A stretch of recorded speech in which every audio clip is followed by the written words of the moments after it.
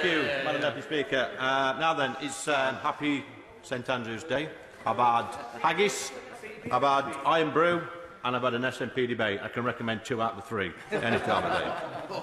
Since arriving here in 2019, it has always struck me that the party opposite are just a one-trick pony, ignoring their own failings in health, education and the economy to put their own selfish case forward for independence. But they're losing the argument. We know that by the recent polls. So they've adopted a new technique, a new tactic, which is to besmirch the good name of our great Prime Minister. Maybe, Madam Deputy Speaker, you should tell us where the missing £600,000 is and explain why senior members of their party stood down from the NEC earlier this year. Madam Deputy Speaker, their own MPs are asking difficult questions, yet the leadership remains silent. Maybe, Madam Deputy Speaker, they should apologise to the people of Scotland for the state of their education system, which is failing thousands of Scottish children, whilst they bang on about leaving the Union and rejoining the European Union. Maybe, Madam Deputy Speaker, they should explain to the people of Scotland that despite being in power for 13 years, they have the worst health statistics in the world. Quite frankly, Madam Deputy Speaker, they should be ashamed of themselves, wasting parliamentary time on a pointless debate that will achieve nothing. And they should explain, Madam Deputy Speaker, why after 13 years Scotland is going backward. Order, Marion Fellows. Can I ask the honourable member opposite to withdraw the remark about the worst health record in the world? I want to save him from embarrassment in the press. I'm sure the honourable lady will understand that I'm not responsible for what the honourable gentleman says. I'm sure... order. I'm sure that if he feels he has said anything which is incorrect, he will want to correct the record. Lee Anderson. Thank you, Madam Deputy. There might be a slight correction here. Probably talking about the drug deaths in the Western world, or the worst in the Western world.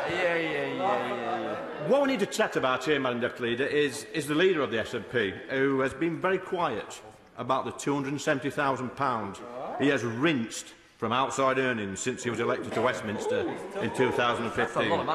It would take an average worker in Scotland 11 years to earn that sort of money. Yet he stands there every single Wednesday banging on about poverty when his greedy snout is firmly in the trough. And remember, this is on top... No. I think it was made very clear at the beginning of this debate that we were going to insult each other. The motion is about the conduct of the Prime Minister.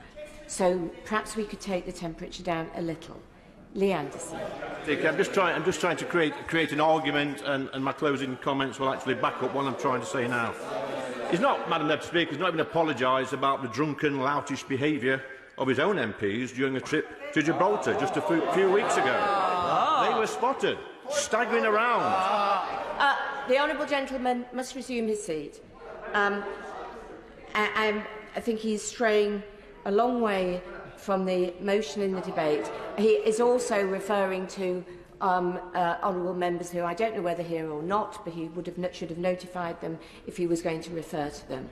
I suggest that he resumes his speech and just bears in mind those points that I have made, because I would hate to think that the public were looking at us and thinking that this had just become a slanging match. Lee Anderson. Point of order, Owen Thompson. Madam Deputy Speaker, the member is making clearly erroneous accusations against members that are simply not true. I would ask for your guidance on how the member can remove and correct the record. I think I made very clear my views about the fact that we had to be first of all, it's very important not to make references to members who are not here if the honourable member is accusing them of something. Secondly, that I do hope we can maintain an element of courtesy in this debate. It's not going well so far with the honourable gentleman speaker. Lee Anderson. Thank you, Madam Deputy Speaker. Now, I'm going to apologise to the party opposite, and we can clear this up straight away. I apologise about the Gibraltar comments, and I've spoken to some of my constituents who would like to see some of the MPs breathalyse next time they get off an aeroplane in Gibraltar, and that will clear it up straight away. Now, all this nonsense across here is in sharp contrast to our Prime Minister, who's got Brexit done by leaving the EU. He's delivered a £36 billion package to sort out the health and National Health Service and social care. Fastest vaccination, I will give way. To my honourable friend for giving way.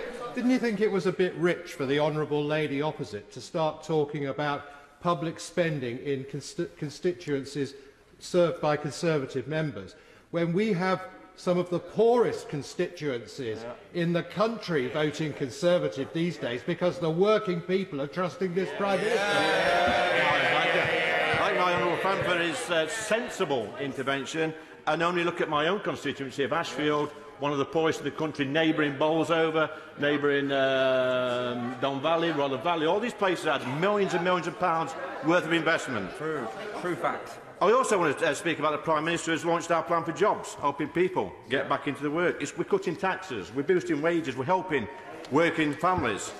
And I'm going to stop picking on the SNP at the moment, because I want to talk about the mass ranks of the Labour Party. Now, I'm struggling to see them at the moment. But they can't be bothered to turn up today, despite pretending they bother. They can't be bothered to turn up today.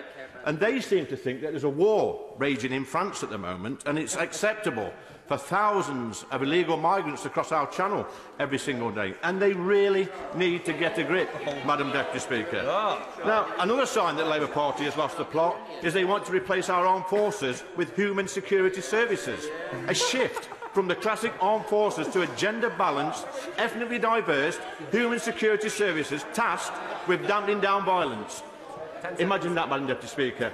A peace-loving British tank. Order, order. I think we've actually, this is a motion about the government. I'm afraid the honourable gentleman needs to bring his remarks to a close. I want him to